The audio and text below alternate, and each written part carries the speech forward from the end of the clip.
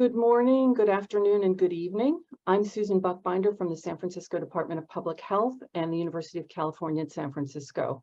On behalf of the International AIDS Society, or IAS Governing Council, and the HIVR4P 2024 Organizing Committee, I want to welcome you to the second in a three-part series that is addressing some of the key issues that we're facing in development and rollout of biomedical prevention efforts. So the first seminar was last week, and that one focused on rollout of long-acting injectables, cabotegravir in particular, and long-acting vaginal rings. And so this one is going to focus on HIV vaccines. And the next one, which will be next Monday at the same time as this one, will focus on broadly neutralizing antibodies. So all three of these will be recorded in Spanish, English, Portuguese, and French, and will be available online. So you will be notified when those are available for you, and we encourage you to both watch them and share them with other colleagues and friends. So we're at an interesting time in HIV vaccine research. We've had several HIV vaccine efficacy trials that were quite well run and got definitive answers to the question. Unfortunately, the answer to the question about whether or not these non-neutralizing antibody approaches were going to provide protection against HIV infection demonstrated that there was not protection from these vaccines. On the other hand, we have a lot to learn from those trials, and we also have a very robust pipeline of exciting new approaches to the development of vaccines that generate broadly neutralizing antibodies. So we're going to cover both aspects today. We'll have Jorge Sanchez, who will talk about the Mosaico trial and some lessons learned from that. And then we'll have Devin, who will talk about some of these approaches to broadly neutralizing, to vaccines that generate broadly neutralizing antibodies, and also the engagement of investigators in Africa, which is quite important. So let me start with some introductions. Jorge Sanchez is an infectious disease specialist from the Universidad Peruana Cayetano Heredia, with a master's degree in public health from the University of Washington. From 1992 to 2000, he worked as a University of Washington consultant at the Center for AIDS and STI Training, focusing on Central America and Caribbean countries. From 1995 to 2000, he directed the Peruvian STD and AIDS control program and was an advisor to the Minister of Health. Since 2000, Jorge has been the principal investigator for DAIDS-funded research sites in Peru, serving in the HIV Vaccine Trials Network, HIV Prevention Trials Network, AIDS Clinical Trials Group, and the Microbicide Trial Network. Jorge has been actively involved in the development and implementation of the research agenda of these networks, serving as chair, co-chair, or protocol team member of several studies and a member of several network research committees. And he served as the protocol co-chair of the Mosaico trial, which he'll talk about in a moment. Currently, he's vice president of CITVM in Lima, Peru. Then next, we'll hear from Devin, who's the VP of Discovery at IAVI. He leads IAVI's discovery and innovation efforts to ensure that they're achieved seamlessly across IAVI's research portfolio. Since joining IAVI, Devin has directed antibody discovery and development programs and vaccine immune response analysis under the Salk lab at the IAVI Neutralizing Antibody Center at Scripps Research. Additionally, he leads the scientific strategies and direction for antibody translational research program in India and in the advanced program in Africa. Salk received his PhD in immunology and microbiology under Dennis Burton at Scripps Research. So we'll start now with Jorge, who will talk to us about looking back on the Mosaico study. Thanks so much, Susan, for the introduction. First of all, I want to mention that I do not have any conflict of interest, and I will go briefly over the background of the HIV prevention field and describe the study design, the PrEP used during the study, and the results of the Mosaico trial.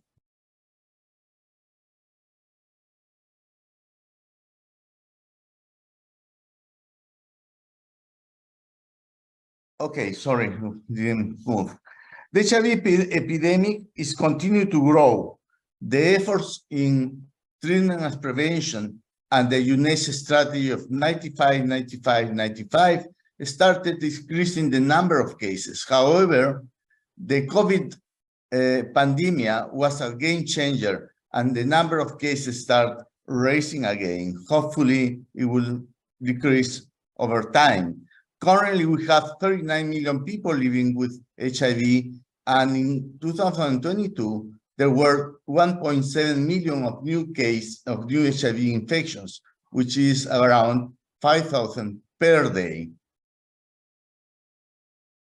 Here is the landscape of the HIV prevention field. Beside the regular or all the strategies like our condoms and STI testing and treatment, in the last 15 years, we have developed a lot of new strategies using antiretrovirals. The first study was the IPREP with the TDF-FTC daily oral PrEP, but after that, there came other studies using PrEP on demand or TAF, and I would say a PrEP 2.0 are the injectable PrEP, and we just recently received the news that CAP-LA is superior to TDF-STC in the prevention of HIV acquisition. However, not everybody fits in one of these prevention strategies. So there is a lot of room for improvement and for developing new strategies, including VNAPs and HIV vaccine. The prophylactic HIV vaccine for Mosaico was aimed to cover most of the strains around the globe. And you can see there are a variety of strains in different continents. And as you see the green line, I want to show that in the Americas and in Europe, that the clade B is the most important strain. The vaccine was a steroidal vaccine regimen using an AT26 vector, expressing mosaic, GAG, pol, and M envelope. And also, and I was showing the schema, they used also a trimeric envelope protein. Here is the study design. We envision to enroll 3,800 participants, randomized 1-to-1 ratio to vaccine or placebo, and to these participants were supposed to follow up at least 24 months. Below of this slide, you can see the schema. As I mentioned, it was the adenovirus 26 mosaic vaccine in month 0 and 3, and in month 6 and 12, we added the mosaic and clade C GP140. So on top of the AD5 mosaic 4 HIV vaccine.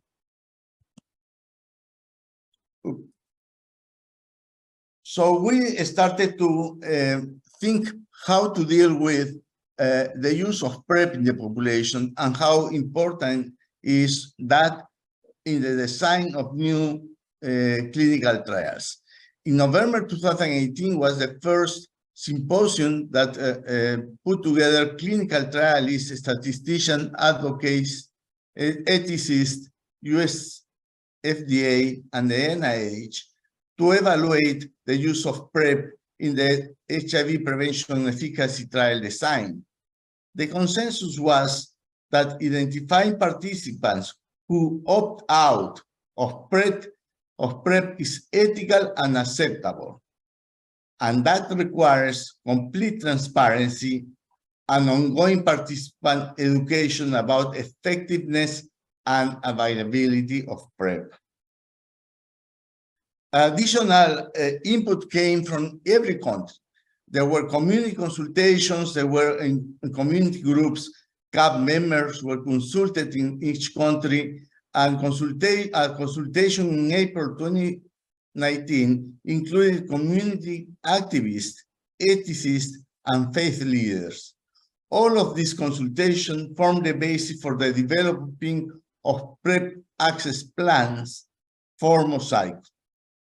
The Mosaico protocol team was committed to ensure that all study participants receive access to the highest standard of prevention after enrollment, according to local and national guidelines, including counseling, condom, lubricant, STI diagnosis and treatment, and complete education and access of PrEP while remaining in the study. Finally, I just wanted to mention that all potential participants were counseled about PrEP, and if interested, linked to PrEP service during the pre-screening process. The same happened at the screening. So we select participants who opt out not to go into PrEP for being enrolled into Mosaico. Because Mosaico was enrolling participants at risk for HIV acquisition, and oral PrEP and CAP-LA are highly effective, participants currently on oral PrEP or previously and currently on CAP-LA were not eligible to enroll. After enrollment, participants continue to receive counseling, including PrEP counseling.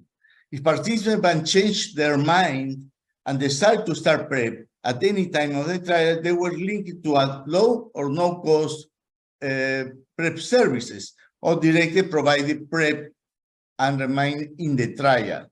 All sites had approved PrEP plan before start the study. Here we see the over 50 sites that implemented the Mosaico. There were sites in the United States, in Mexico, in Peru, in Brazil, Argentina, and also in Poland, Italy, and Spain. The Mosaico recruitment was varied country by country, and the COVID vaccine changed the usual way of how we usually enroll or recruit participants for prevention trials. Usually, we used to have face-to-face activities. However, and even in Peru, this is the hero campaign. We have a hero for vaccines. This is VacuumMan. However, the vaccines, the COVID pandemic changed everything, and we start using social media, even Grindr, to start inviting participants, and this was really successful. Also, particularly in Peru, the Peruvian NIH requests that for every trial, the study team should support transportation, secure transportation to the clinical site. I want to mention also Checkpoint Barcelona. I don't have time to mention every country, but just bringing Checkpoint because they started back in 2006 doing HIV screening and continue to be since 2015 one of the PrEP access, the most important PrEP access in Spain. Here are the baseline characteristics of the study participants.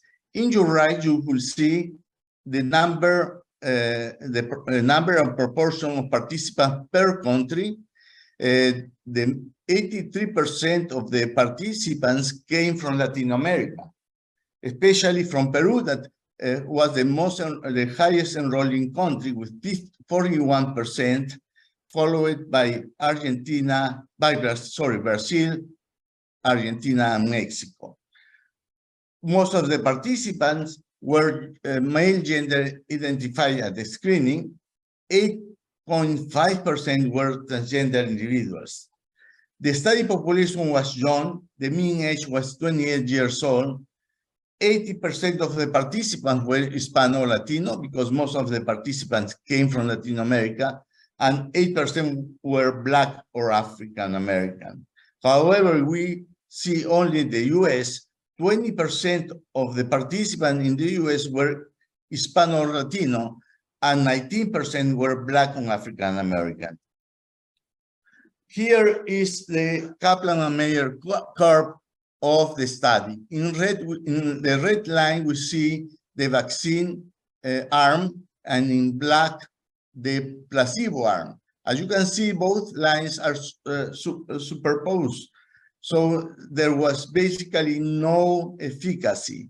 And the incidence was basically the same in the active arm than in the placebo.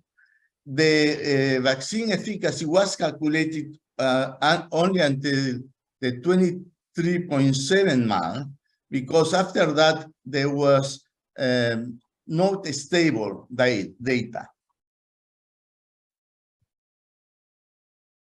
And here's the PrEP use during the study. As you can see here, almost 10% of the participants had ever taken PrEP before the study. And around all the visits in the study, around other 10% decide to move to PrEP during the study. Using the questionnaires of the study, we can see that around 3.8% of the person year were under PrEP. PrEP was also used. The data source for this information is the concomitant medication CRF, and 8.8% of the participants had at least one PEP course. Here is the safety summary. Basically, I want to say there were no safety issues with the vaccine regimen. In the vaccine group, 78% of the participants reported local and 79% reported systemic reactogenicity, but were mostly grade 1 or 2. Unsolicited adverse events were reported by 37% of the participants in both arms. Serious adverse events were observed only in 3.8 and in the vaccine and 3.4 in the placebo arm.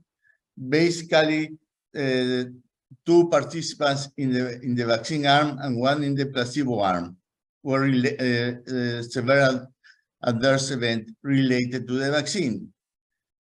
There were 8 non-related fatalities, 5 in the placebo and 3 in the vaccine arm. There were also 5 AESIs were reported during the study, with 3 in the vaccine and 2 in the placebo arm. There were thrombotic events in the vaccine arm, but these thrombotic events were over 150 days after the vaccination and with not known and without precipitant. There were no cases of thrombosis with concurrent thrombocytopenia in the study, as was seen in other At5 studies like for COVID-19. In conclusion, the Mosaico study recruited a diverse cohort of MSM and transgender persons after counseling and linkage to PrEP for those who would accept this prevention modality. There were no safety issues with the vaccine regimen, and was not efficacious. Despite ongoing reduction counseling and linkage to PrEP, HIV incidence, particularly in young participants in Latin America, was very high. This is a population with a great need for additional effective HIV prevention modality, and the PrEP strategy could be used in future clinical trials for vaccines. I want to acknowledge the team and from Janssen, Sabrina Espinosa was the chair. The team from HBTN, where Susan Buchbinder was also the chair, and of course, to all the participants that make this trial possible to implement. Thanks so much. Thank you, Jorge. I would just ask all of you, if you have questions, please put them in the chat. We will have time for Q&A after both presentations are complete. So please put your questions in the chat and indicate for whom to whom the question is directed. Next, we have Devin, who's going to talk about development of an HIV vaccine to elicit broadly neutralizing antibodies.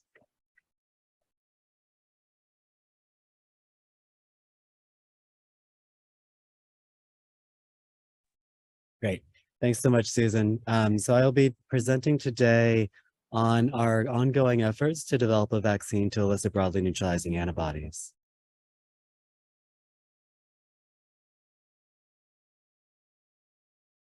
First, would like to thank all of our donors who make this work possible, and also just to note that I am presenting this on behalf of a large group of stakeholders, investigators, researchers, collaborators across our network. And so this is a summary of an effort with a lot of different folks involved in driving this program forward.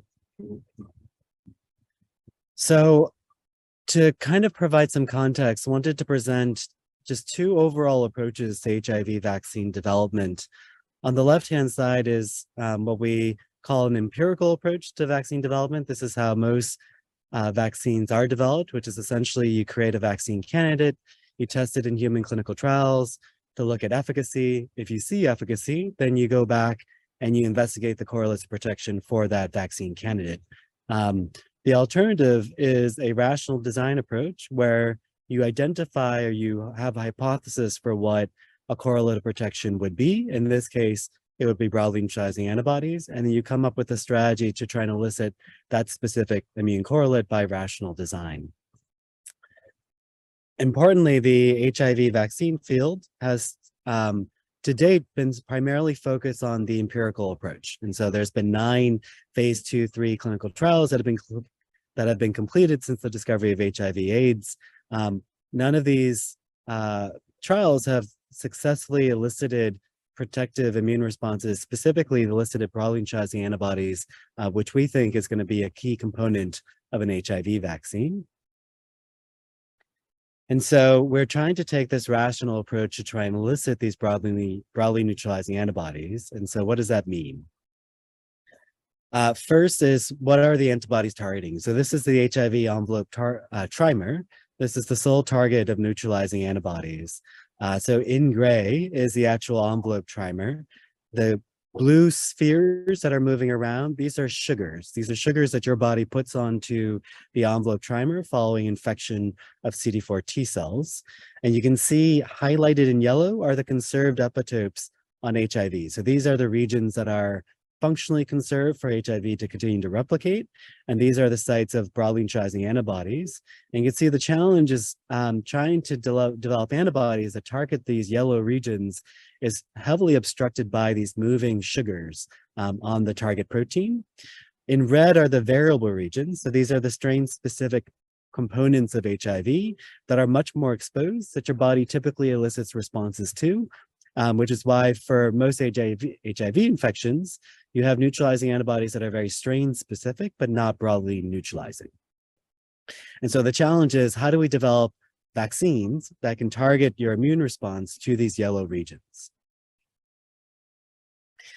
And the approach is, starting in the early 2000s or mid-2000s, we looked for evidence of these broadly neutralizing antibodies. So that means we looked at people who've been chronically infected with HIV, screened their responses to see if they develop broad responses, broadly neutralizing antibodies. The data indicate that 10 to 20% of individuals do develop these broadly neutralizing antibodies. The effort then is to identify where these antibodies are targeting on HIV envelope, which is shown on the left-hand side. So up to 5 different epitopes have been identified of broadly neutralizing antibodies. Once we understand where the antibodies are binding, can we create immunogens that recapitulate that epitope? If we can do that, then we can vaccinate individuals with that immunogen to try and re-elicit those broadly neutralizing antibodies. And so the focus of today's talk is going to be specifically on this class of antibodies called VRC01 class. VRC01 class antibodies target the CD4 binding site. So this is the the site where the CD4 receptor binds and therefore is functionally conserved, highly conserved.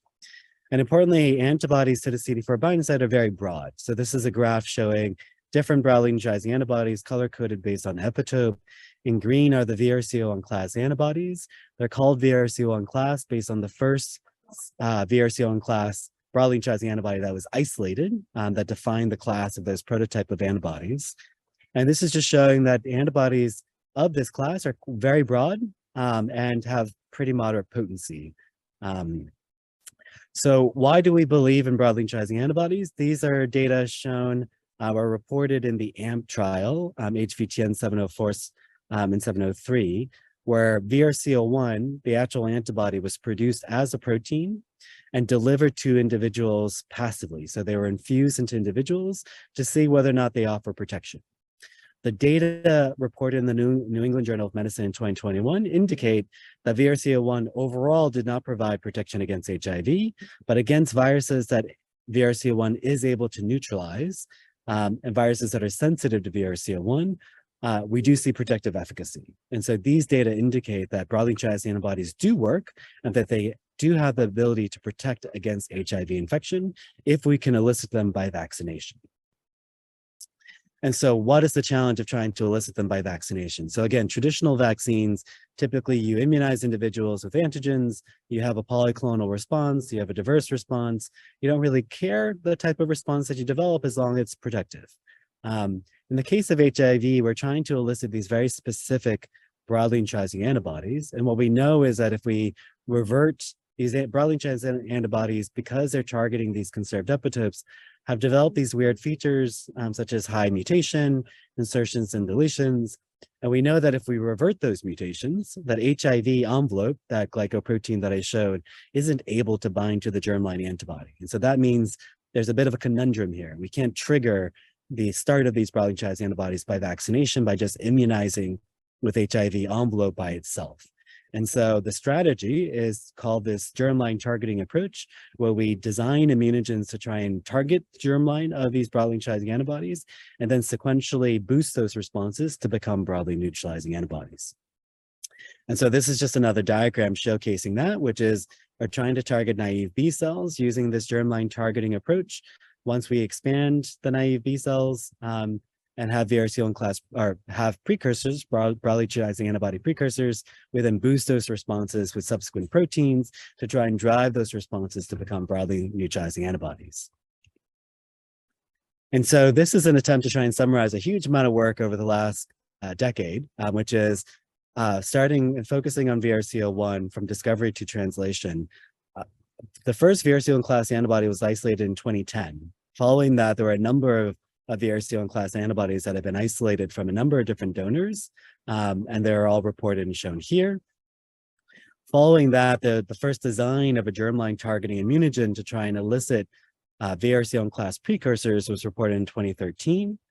Following that, an improved version, EOD-GT8, was developed in 2015, and that was tested in a variety of different preclinical models. So these are transgenic mice immunized with this protein to see if we can elicit VRC01 class responses in a preclinical model.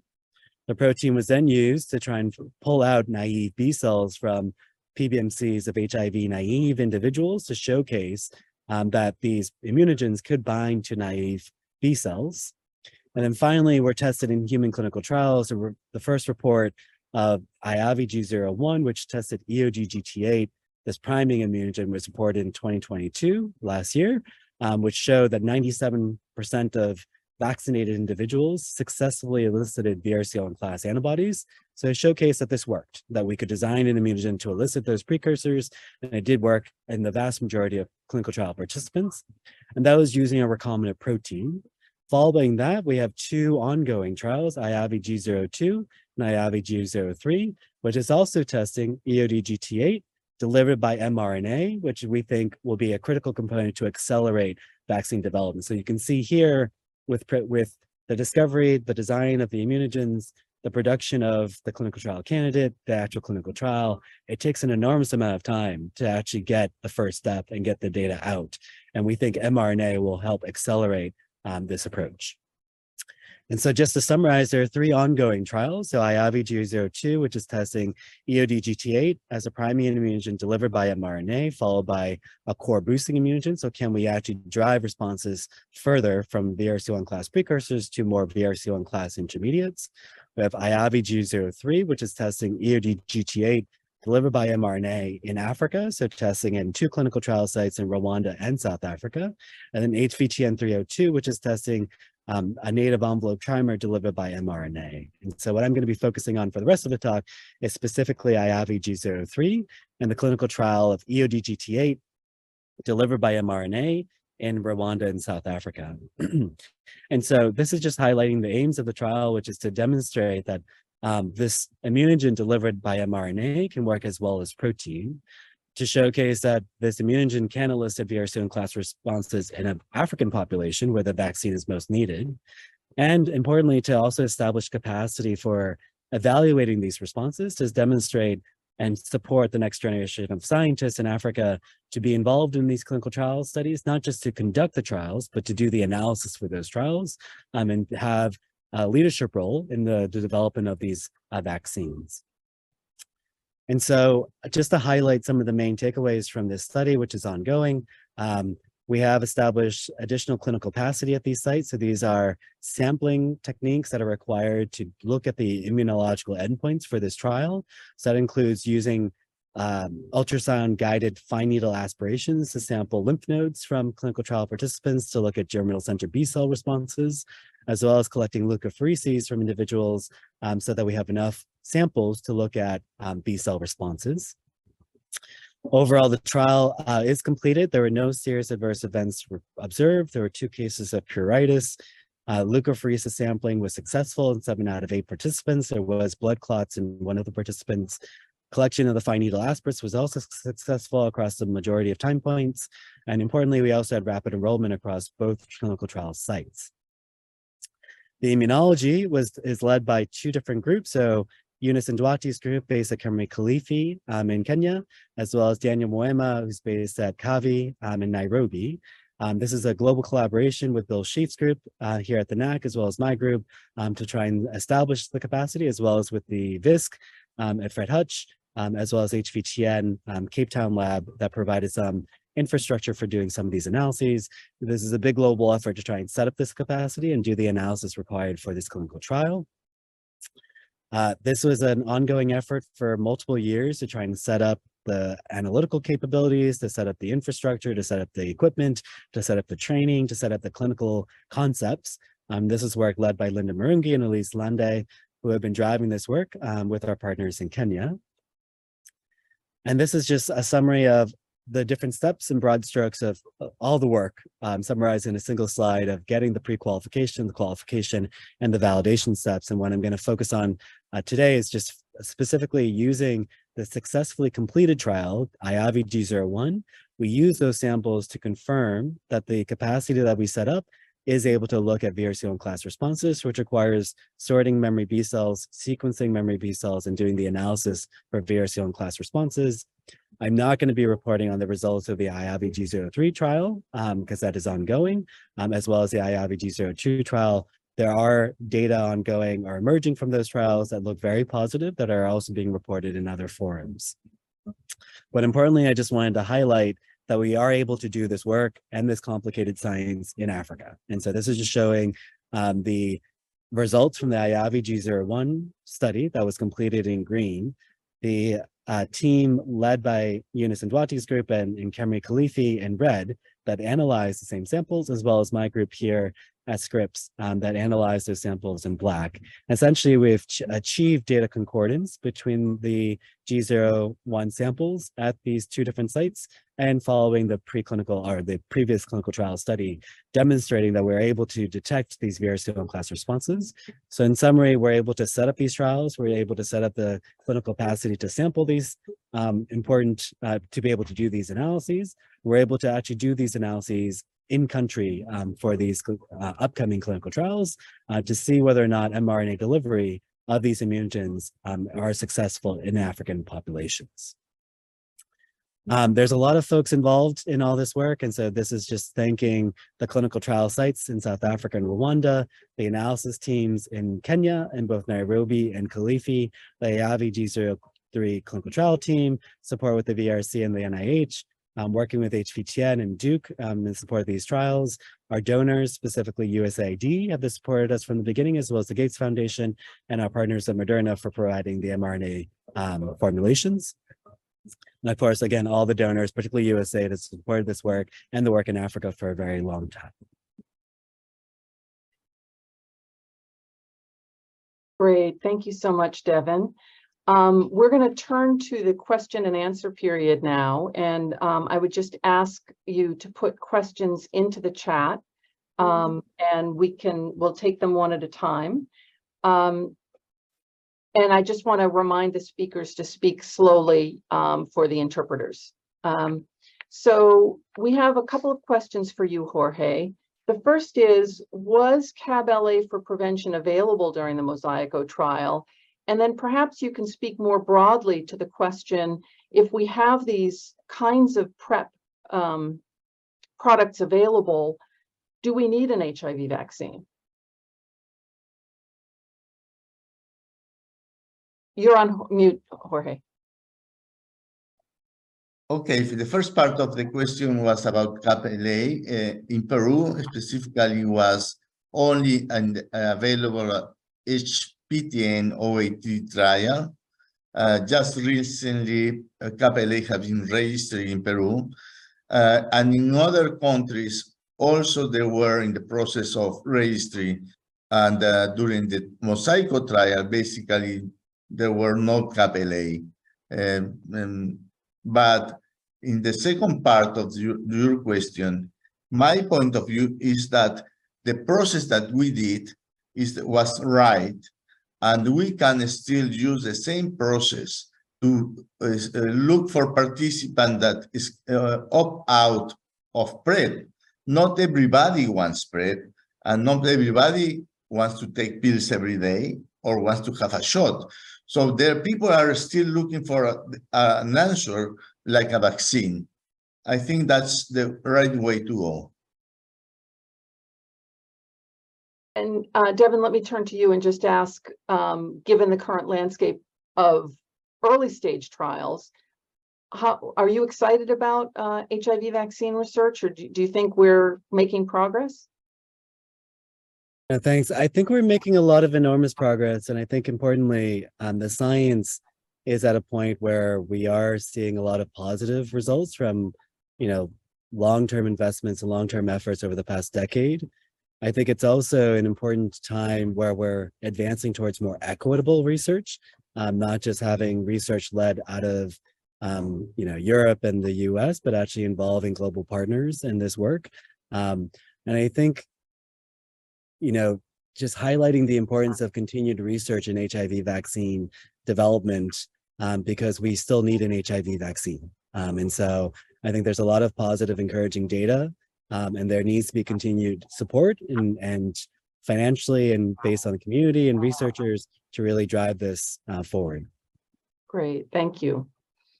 Jorge, you also had a question about whether we have data yet on the immunogenicity of the vaccines in the Mosaico trial.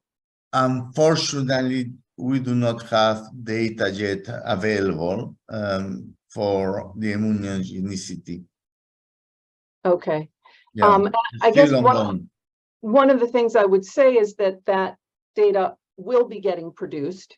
And we do have data from the sister trial that's currently being analyzed, the Pombili trial, to try to understand, were there any factors that were associated with protection in a subgroup of people? Because we know from the RV144 trial that it was predominantly an antibody or mediated response that was correlated with protection. It was generally IgG3 to the V1, V2 loop that was most heavily associated with protection in that trial.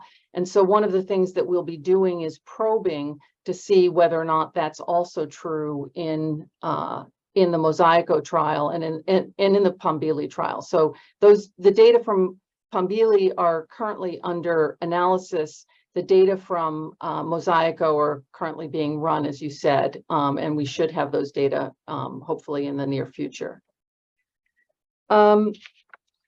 Devin, I'm wondering if you could talk a little bit about what discovery medicine trials are and why we would be using that particular approach. Yeah, so discovery medicine trials are meant to investigate whether or not the immune responses that we're trying to elicit can be elicited in people, right? So there's a lot of studies in preclinical models. So these are genetically modified mice or non-human primates to try and see whether or not these immunogens are doing what we want them to do, which is to try and elicit these broadly neutralizing antibodies and to drive immune responses to become broadly neutralizing. Importantly, we have to know no model is perfect, no model is predictive, and ultimately we still need these responses in people. And so discovery medicine trials are meant to bridge what we find in these preclinical studies. So we're not doing random experiments in people, but we are doing hypothesis-driven, very specific, focused trials to recapitulate the results that we see in the preclinical studies, and importantly, to confirm and see what type of responses we see in people, so that if we need to modify the immunogens further, we can do so based on human clinical data. And all of that is to accelerate vaccine development. And so the more human clinical data we have, the more likely that when we get to a stage of evaluating a full regimen for an efficacy trial, that we are going to be very confident in the responses in people to support an efficacy trial. Thank you. So both of you talked a little bit about the infrastructure required to actually conduct these kinds of trials. And I think one of the challenges is keeping the pipeline going so that we have enough trials that are being done in these sites in Africa where infection rates are high, and in Latin America where infection rates were over 4% per year, and in young men over 5% per year. So as high as what we see in high-risk groups in sub-Saharan Africa. So could both of you speak a little bit to what you think is needed for infrastructure support while we're awaiting our next efficacy trials? Okay, so I will go first. And well, I think there are infrastructure in terms, but also staff that we need to preserve. It's very the infrastructure. You can buy machines or you can rent spaces, but what is critical is the staff. Trained staff able to do clinical trials you cannot find it everywhere, especially in developing countries where the actual epidemic is. So keeping those people working, that's more challenging way.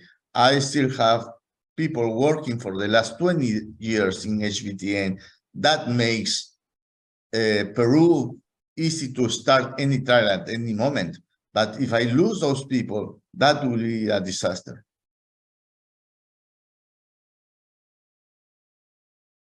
I think, I guess a number of steps that are required in terms of investments. I think first, we need to keep the preclinical research pipeline alive and thriving. As you could see in the germline targeting program, it takes time to bring a concept to clinic. And we need more concepts, we need more candidates, we need more sustainability in the development of immunogens that need to be evaluated. I think that's one.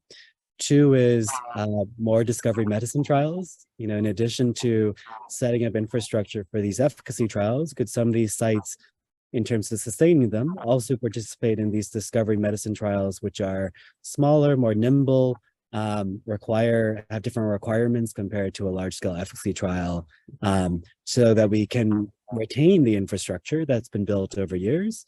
And I guess the third is what are the other intersections in global health? And I think maintaining the infrastructure is really important for when we get an HIV vaccine to test in an efficacy trial.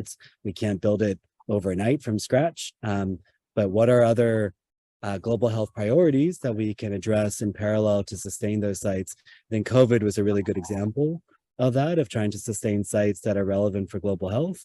What are other opportunities for that for these clinical trial sites? Great, thank you. So a question for Devin about what animal models do you think are appropriate for preclinical proof of efficacy studies?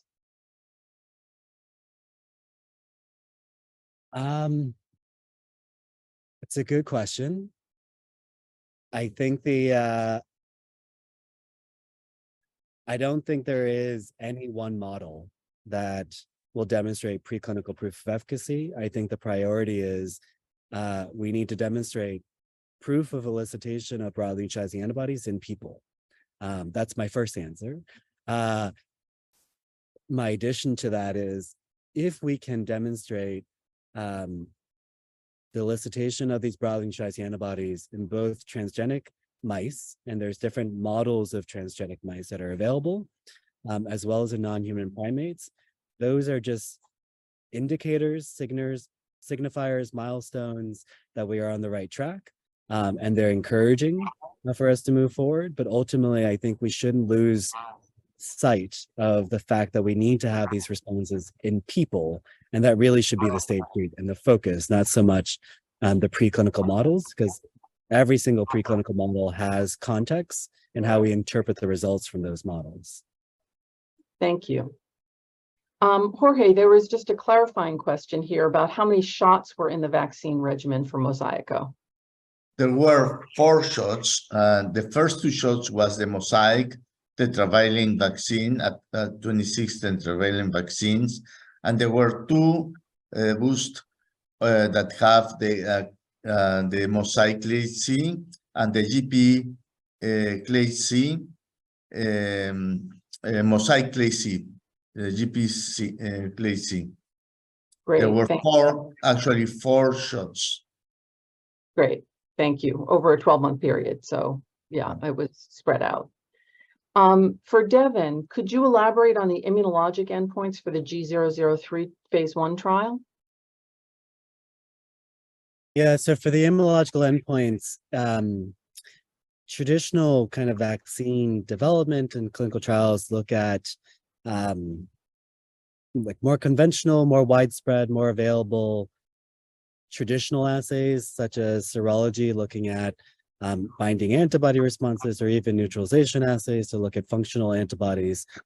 For this particular trial, those are being measured, but those aren't the endpoints, because we don't expect that following this immunization that we're going to have neutralizing antibodies. What we expect is that we're going to have memory B cells that are elicited that are VRC01 class, that are precursors to these broadly neutralizing antibodies, and that they serve as the next step that would then be boosted with a boosting immunogen. So the immunological endpoint is looking at memory B cells and looking at the B cell receptor sequences from those memory B cells. So that requires sorting a rare population from peripheral blood, ensuring that there's enough peripheral blood to do that sorting.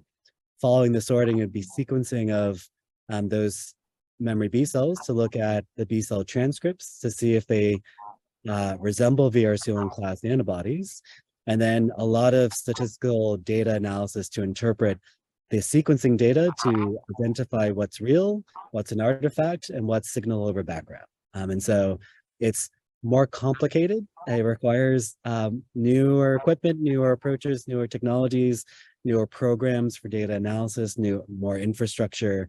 And I'm really proud and happy to say that with a lot of effort and a lot of investment, we've been able to set that up regionally in Kenya. And I think it sets a trend that we should do more of that, so that we could do more trials in Africa and do more analysis in Africa. Great. And there was a related question. Could you share about T cell response assessment in the G003 trial? So with the T cell assessment is ongoing. So we are looking at CD4 T cell help, TFH responses, helper T cell responses, similar to what was already reported for G01 that was published in Science Translational Medicine.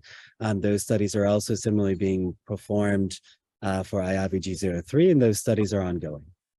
Great. Jorge, a question for you. Was the strategy used in Mosaico primarily directed towards T-cell based immunity, or was it neutralizing and non-neutralizing antibody-based immunity? It was non-neutralizing T-cell immunity, what it was aimed to find, and we didn't. We don't know what are the immunology results right now. Right, and so I think there were things like ADCC, antibody-dependent cellular cytotoxicity, that will also be measured. So we will be measuring some cellular immune responses as well, but this is yes, as well. A non-neutralizing antibody approach. Devin, the difficult question: if the rational strategy to elicit BNAbs works, what do you think is the soonest we could have a vaccine ready for rollout? Wow. Ready for rollout. I'll take it in When pieces. do you think we could get to efficacy trials? Yeah, so I think our aggressive goal is to try and demonstrate that we can elicit broadly neutralizing antibodies in people by 2027, 2028. That's just proof of concept. Following that, we would need to optimize the regimen. We would need to look at the durability of those responses. And once we have those pieces, then we can plan what a phase 2 efficacy trial would look like. And then following that, which is complicated by, of course, the long-acting and the availability of long-acting candidates, what that clinical trial design is going to look like at that time. There's a lot of uncertainty in terms of how we would design that. Following that, we would have to do a large-scale efficacy trial, and then following that, we would roll out. So there's a lot of steps between now and when the vaccine is going to be available. Despite those long timelines that sound discouraging, I still think there's a lot of progress. I still think there's a lot of importance in pushing that forward, regardless of the timelines, because I personally don't think we can treat ourselves out of the epidemic, and that we still need a vaccine at some point, even if those timelines feel or sound extended. And I think if we can hit each of those milestones, it's an encouraging step that we're moving in the right direction, and we should move full steam ahead. Great, thanks. So a related question then, so when we conduct awareness sessions with vulnerable populations, can we say that medical science is near to an invention of an HIV vaccine? So what it sounds like you're saying is maybe not near, but we are on the path. We are on the path, and I think the important nuance is we have the tools now to determine whether or not we are still on that path, how well we are on that path, well before we run a huge trial. And so because this is a hypothesis-driven, very specific endpoint that we're looking for, we have much more data that we can inform community and stakeholders along the way before we even get to an efficacy trial, as opposed to kind of what's been done traditionally to date, which is we move forward and we learn afterwards. So I think that's a key piece of keeping everyone up to date, engaged, and remaining optimistic that we're on the right path. Great, thanks. Then you had a question in the figure you showed on the HIV envelope trimer. It seems that conserved epitopes are hidden by glycans. What would be your thoughts on how to expose such conserved but hidden epitopes? So that's the hardest part, because it's not just exposing the epitopes, it's getting antibodies to access those epitopes despite those glycans. Because on live virus, those glycans aren't going anywhere. They're still there. They're always going to be trying to obstruct and dampen antibody responses to those conserved epitopes. But what we know is that the human immune system is able to figure it out and figure a solution to bind those conserved epitopes despite the obstruction. How we train the immune system to develop those specific antibodies to be able to do that is fundamentally the challenge. And that's the driver of the germline targeting kind of rational vaccine design strategy. And it's a lofty challenge, but I think the data from G01 so far and the encouraging data from G02 and G03 shows that we have the tools and that we're able to do, we're on the path to try and actually do something that the immune system hasn't been able to do with other vaccines to date. Yeah, thank you. Jorge, I'm wondering if you could talk a little bit about the epidemic in Latin America, and in particular, why the rates of infection are so high in men who have sex with men and transgender women, and what you know about PrEP uptake and why it's been so low, and if that sheds light on our need for an HIV vaccine. Yes, well, the most recent data is coming from a PrEP demonstration project named IMPREP, implemented in Brazil, Mexico, and Peru. And basically it shows that adherence was low and persistence was low, but incidence rate were high, especially among young MSM. And so I think the deployment of the PrEP in Latin America has been delayed. Only Brazil have a full implemented program. Other countries just started.